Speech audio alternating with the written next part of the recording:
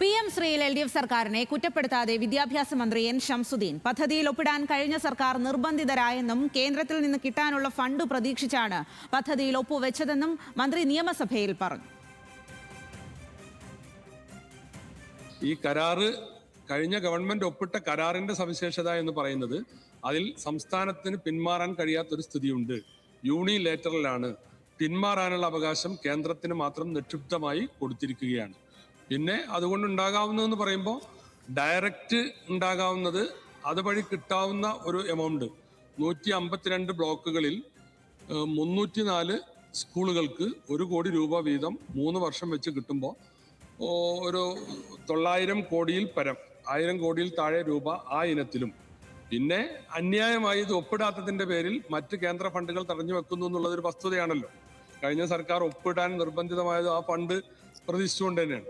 അപ്പോൾ ആ ഇനത്തിൽ ഇവിടെ SSKക്ക് ലഭിക്കാനുള്ള 1100, ഞാൻ നേരത്തെ സൂചിപ്പിച്ച 1150 കോടി രൂപയും കിട്ടാതെ പോകുന്നുണ്ട്. ഇങ്ങനെ വരുമ്പോൾ ഒപ്പിടാത്തതിന്റെ പേരിൽ 2000-ഓളം കോടി രൂപ സംസ്ഥാനത്തിന് നഷ്ടമാകുന്ന ഒരു സ്ഥിതിയുണ്ട്. ശ്രീ മുഹമ്മദ് റിയാസ്.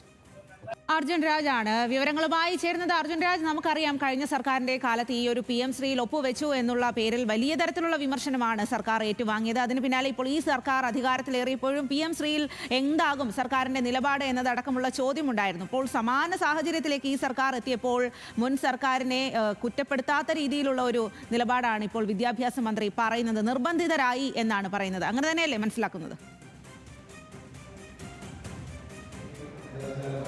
സ്വാതി, കുറ്റപ്പെടുത്തുന്നില്ല എന്ന് മാത്രമല്ല, PM ശ്രീ പദ്ധതി അത് നടപ്പാക്കുന്നതിന് കഴിഞ്ഞ സർക്കാർ എന്ത് ന്യായമാണോ ഉന്നയിച്ചത് അത് അംഗീകരിക്കുകയാണ് നിലവിൽ വിദ്യാഭ്യാസ മന്ത്രി N. ഷംസുദ്ദീൻ. അതായത് കഴിഞ്ഞ സർക്കാർ പദ്ധതിയിൽ ഒപ്പിടാൻ നിർബന്ധിതരായി എന്നാണ് ഇന്ന് ഷംസുദ്ദീൻ നിയമസഭയിൽ പറഞ്ഞത്. അതായത് ഈ പദ്ധതിയിൽ ഒപ്പിടാത്തത് മൂലം ആയിരക്കണക്കിന് കോടി രൂപ സംസ്ഥാനത്തിന് നഷ്ടമായിരുന്നു. ആ പദ്ധതിയിൽ ഒപ്പിട്ടാൽ മാത്രം നൽകും എന്ന് കേന്ദ്രം നിലപാടെടുത്തു. അത് SSK ഫണ്ട് ഉൾപ്പെടെയുള്ള തുകയുണ്ട്. അത് 2000 കോടി രൂപയോളം വരും. അതുകൊണ്ട് സംസ്ഥാനം ആ പദ്ധതിയിൽ ഒപ്പിടാൻ നിർബന്ധിതരായി എന്നുള്ളതാണ് ഇന്ന് വിദ്യാഭ്യാസ മന്ത്രി വ്യക്തമാക്കിയത്. ഇത് കഴിഞ്ഞ സർക്കാർ വിശദീകരിച്ചതാണ്. ആ വിവാദമുണ്ടായ ഘട്ടത്തിൽ ഈ പദ്ധതി ഒപ്പിട്ടില്ലെങ്കിൽ കേന്ദ്ര ഫണ്ട് തടഞ്ഞു വെക്കും, ആ സാഹചര്യം മുൻനിർത്തിക്കൊണ്ട് പദ്ധതിയിൽ ഒപ്പിടുന്നു എന്നുള്ളതായിരുന്നു LDF സർക്കാരിന്റെ വാദം. അത് അംഗീകരിക്കാതെ BJPയുമായി ഉണ്ടാക്കിയ ഡീൽ എന്നുള്ള വിവാദമാണ് UDF ഉയർത്തിയത്. പക്ഷേ ഭരണത്തിലേക്ക് ഏറുന്ന സമയത്ത് ആ നിലപാട് മാറ്റുന്നു എന്ന് മാത്രമല്ല, കഴിഞ്ഞ സർക്കാർ നിർബന്ധിതരായതാണ്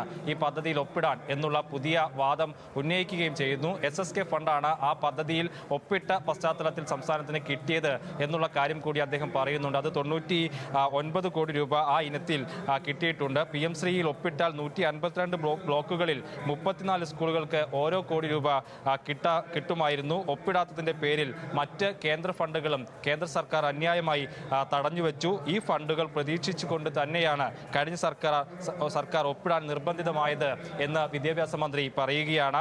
SSK ഉൾപ്പെടെ 2000-ഓളം കോടി രൂപ ഒപ്പിടാത്തതിന്റെ പേരിൽ സംസ്ഥാനത്തിന് നഷ്ടമാകും. അതുകൊണ്ട് അത് തന്നെയാണ് അർജുൻ. എന്തായാലും PM ശ്രീയിൽ ഒരു മൃദു സമീപനം എടുക്കുന്നു ഈ സർക്കാർ. കഴിഞ്ഞ സർക്കാരിനെ കുറ്റപ്പെടുത്തുന്നില്ല എന്നുള്ളതാണ് വിദ്യാഭ്യാസ മന്ത്രിയുടെ വാക്കുകളിൽ നിന്നും വ്യക്തമാകുന്നത്.